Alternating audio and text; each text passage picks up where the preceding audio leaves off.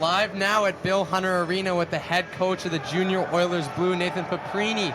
A big game for you today. Thank you for being on with us. Thanks for having me, boys.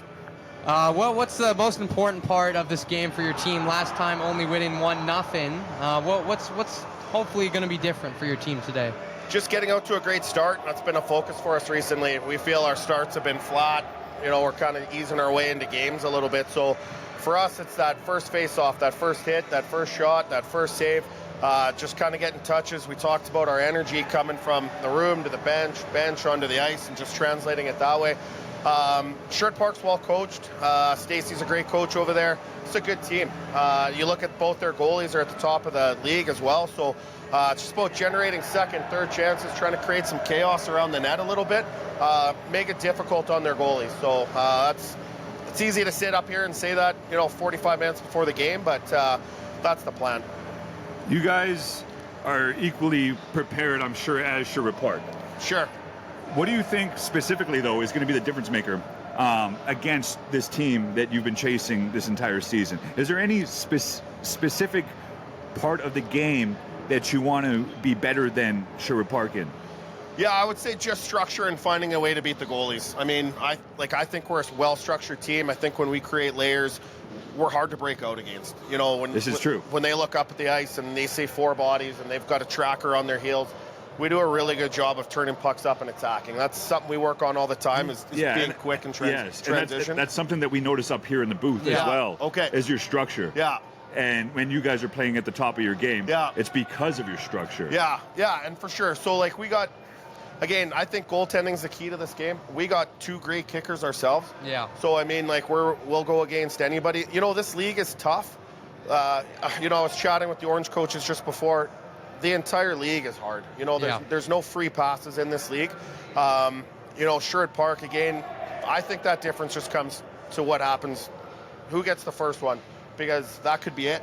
Both goalies, or all four goalies. This is very true. Yeah. That's very, very true. We've seen that before, right? Yeah, for sure. The 1-0 game, we said it the entire broadcast. Who scores next is going to be the decider likely. Yeah. So it's good insight. Yeah. Yeah, there's a lot of games where it's super, super close. Like you said, there's a lot of parity in this league. Something I wanted to ask you about specifically, Nathan Gunther. Yeah, Gunner, yeah. He is, in my opinion, your best player on the ice. Fair. What have you done specifically as a coach to motivate him? Because he is a D-man, is he not? He is a D-man, yeah. And yet he's still tied in your team scoring. Yeah. So what have you done personally, Nate? I don't know. For us, we've had this model going back to Southside. We're green light go. We run offense off 5 guys. We try to encourage our D to jump up in the play as much as they possibly can. Gunny's a different beast. You look at him on the power play. I'm pre-scouting for every team out there right now, but that kid, you could put a puck in front of him, behind him. He doesn't need it set anywhere. He can get pucks off. It's crazy. He's all over the ice. It's crazy, yeah. Yeah, and he's very, very impressive, and he's physical as well, too. He is, yeah. And, you look at his pairing with Caswell, too, another, I would say, similar style of player, right? There's a lot of risk, a lot of reward with those guys, right? This is true. Yeah. Yeah, one thing I noticed about him, he's very, very calm with the puck. Every time he has it, he doesn't make the quick, risky play. He's always very calm. Yeah, he's very And that's composed. one thing. Yeah, he's very composed. Yeah. Especially at the end of that game, I really noticed he slows the game down a lot. Yeah. And it was really, really impressive to see. Yeah. Go ahead, sorry. Sorry. He has it. The pulse just doesn't go up and it doesn't go down, right? It's impressive to see. He's a fun young man to be around. If you get the opportunity to hang around him, he's a hockey player. He's a dude. Yeah, we got to get him on the podcast. Yeah, you have to. Yeah, we got to. He's a blast. So, he's a good player, man. Yeah. So with this podcast, it's the second episode of it. Yeah. One thing that we're trying to do with it as well is for the audience to get a better idea of the people here at the Bill Hunter, who they are, how they come about what they're doing now, how they become coaches. Sure. So what brought you to coaching? You miss the game when you leave it as a player, and you have to find a way to get back in it. And for me, I started coaching with a guy that coached me. I did stats. Just started at the top of the bench doing face-offs for him. So he just asked me to do face-offs, I'd sit there and figure out all the different face-offs, the stats of the face-offs, and just help him in those key moments. From there, you just start building relationships, and I think that's like any line of work. It's what it's all about, the camaraderie of the game. You know, that's why I love doing it. I mean, like, I coach. Where did you grow up? So I was in the South Side. Oh, so, Edmonton, all the way. Yeah, I'm a Southside Athletic Club player. I coached there for 15 years, and ended up here. It's been fantastic, and it's just that, like, this whole Junior Oilers thing's a family. Like, even from Alex, the rink guy, to you, like everybody here, you guys, like Kylie, Michelle. Oh, like, it's an amazing environment. Awesome. It's incredible. So fun. Yeah, it's like a community here. For sure. Oh, for sure.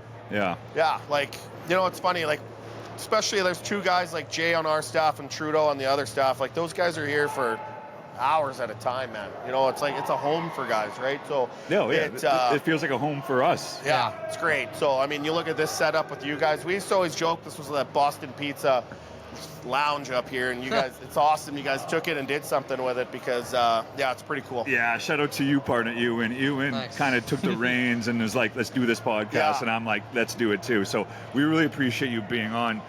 Just a few more questions though. I'll ask you something that I asked Joel. As a coach, what motivates you to motivate the players? Moving them on. You know, like, I say this all the time. It's not just like the wins and the losses. They're irrelevant 3 years from now. They really are. Like, let's be honest. 3 years from now, nobody cares that we won 1-0 the other day. It just doesn't matter. So it's the motivation of making a difference. I mean, we see all the clippings about where our sport's at and how people say it's fractured and everything else. And to be able to try to make a difference and be with these young men and be with the guys that I'm with who are also trying to make a difference, like, that's what it's all about. You know, it's developing people, you know, and in our real lives, I guess, is, you know, it's not quite the same thing. You come here and you're in a different world and you kind of get to make a little bit more of a difference, right? So I think that's the big thing as far as the game side of it goes. There's we always talk about other programs like in different sports. I love cross sport references, so we use Bama quite a bit. So like you look at programs like that, and that's what we want to be. We want to be the program that we get their best game every single time. You know, St. Albert Raiders are like that.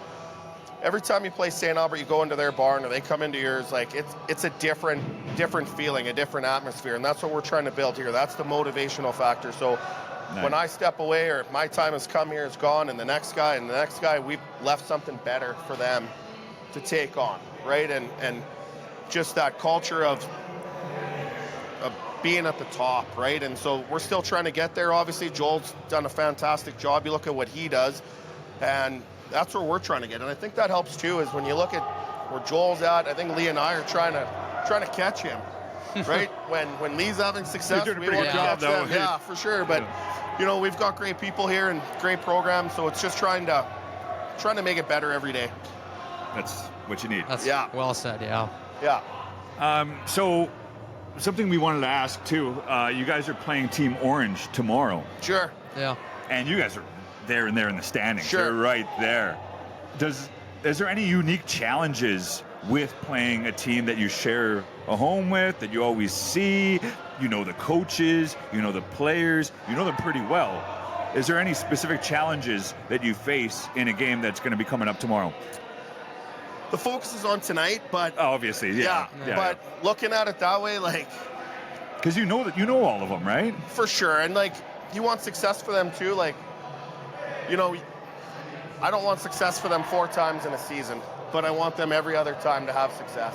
So you know where does that's probably a weird feeling to have, though, when you're wanting success when you're not facing them, and then you want to beat them when you are facing them. That's got to be an interesting spot to be in. Sure, but I think that goes for most of the teams. Like, now relationships are such a key part of it. Like, Sherwood Park's a good example. Stace is an unbelievable coach. I do a summer camp with him, so I have that same feeling there. Fair enough. Like, you know what I mean? So I think there's more outside noise with Orange versus Blue than there is inside noise with Orange versus Blue. Okay. I'm happy that it's like that. Yeah.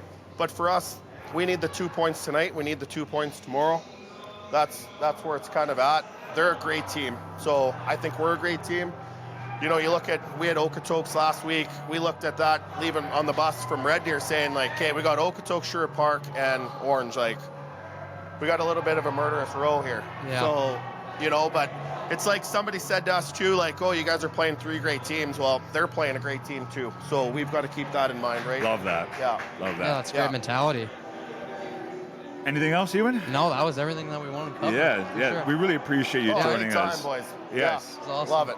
We're going to have you back probably before playoff times or during the playoff, because we want the coaches again right before the playoff starts. Yeah. Because that's like the prime time. Yeah, love it.